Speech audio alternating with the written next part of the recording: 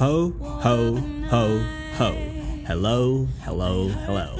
Manila is calling. Join me as I discuss about the recently released Netflix movie, Eurovision Song Contest, the story of Fire Saga. Should I give them my dues upon? Let's find out. Alright, firstly, can I just say that this year's Eurovision Song Contest should have been the best? I mean, just listen to some of the entries like Lithuania, Sweden, the Netherlands, Switzerland, Australia, and many more. It sucks knowing that we won't be hearing and watching these artists perform live at Rotterdam, but the good news is, Eurovision Song Contest 2021 will still be held at Rotterdam in the Netherlands, and most artists for this year's song contest supposedly have already pledged to perform for next year's Eurovision Song Contest. Having said that, the movie counterpart of Eurovision, which was co-written by Will Ferrell, was originally scheduled to release in May, just the same date of the grand finals of the song contest. However, due to the global pandemic, it was moved to a month later.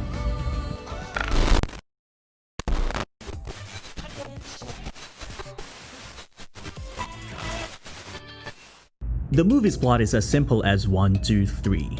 We have an Icelandic synth duo, Fire Saga, led by Lars Eriksson, portrayed by Will Ferrell, and Sigrid Eriksdottir, portrayed by not-so-mean girl Rachel McAdams, who struggled to find their place in the music industry but had a once-in-a-lifetime chance to represent their country, Iceland, in the highly coveted and biggest song contest in the world, the Eurovision Song Contest.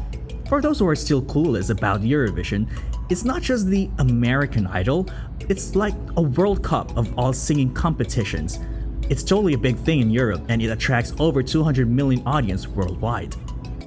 Artists like Celine Dion from Switzerland, ABBA from Sweden, Loreen from Sweden again, and Conchita Wurst from Austria are just one of the few artists who got famous right after joining and winning the said competition.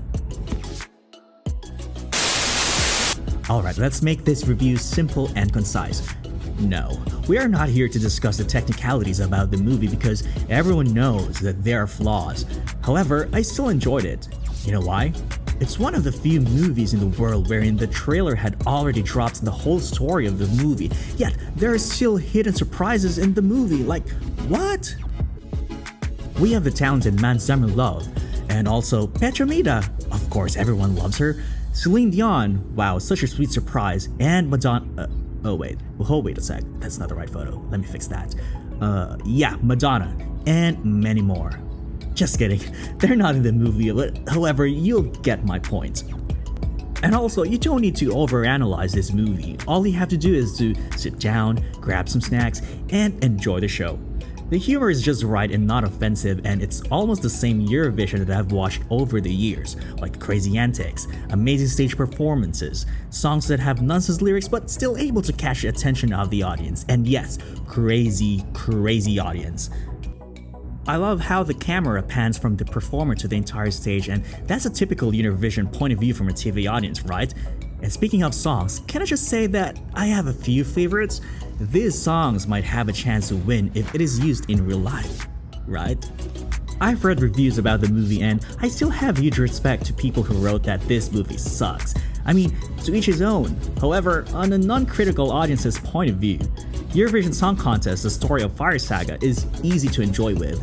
Watching this movie made me miss those days when I'd call my friends and have some silly arguments about which songs are good or not, and we also discuss about our fearless forecast like who's gonna win this year or who's gonna lose. It even gets more toxic when we try to dissect the lyrics of every song and relate it to the current political situation of that country or whatnot. Yup, we're indeed crazy fans from the Philippines, and I only know a few of my friends who watch Eurovision Song Contest. True enough, music brings us together regardless of our race and nationality. Music transcends to any language and time. It is classic. It is safe to say that if you're an avid fan of Eurovision Song Contest, you will definitely love this movie as well. Oh yeah, one more thing. Can I just say that Iceland is a very beautiful country? They have crazy seascapes and landscapes. Speaking of which, Iceland might have won this year's Eurovision Song Contest. They could have hosted next year's song contest, but no, things happen for a reason. Eurovision Song Contest, the story of Fire Saga, is now available on Netflix. And that's it. Hope you guys enjoyed the movie and my movie review. Don't forget to click the thumbs up button and the subscribe button. This is your Volcano Boy Renzi Benzi, and I give 8 points for this feel good movie.